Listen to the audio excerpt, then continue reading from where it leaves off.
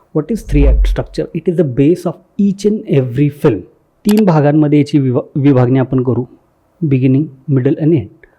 सुरुवात, मध्य, शेवट. कुठल्याही कथेला सुरुवात ही असते, मध्य असते आणि शेवट असतो. त्याशिवाय ती कथा पूर्ण होत नाही. The act first, beginning, setup. तुमची स्टोरी, मुख्य पात्रांची ओळख करून दिली जाते. Introduce main character.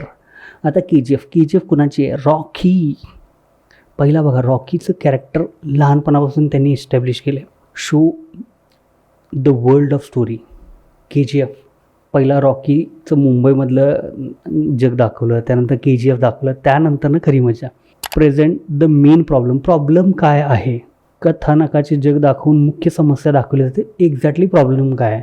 Ends with turning point. जर त्यामध्ये ट्विस्ट नसतील तर आत्ताची ऑडियन्स आरामात कोणतीही स्टोरी प्रिडिक्ट करू शकते. आणि जेव्हा तुमची ऑडियन्स तुमची स्टोरी प्रिडिक्ट करते त्यावेळी खरी मजा निघून जाते. त्यावेळी तुमचा ती फिल्म बघण्यामधला इंटरेस्टच निघून जातो.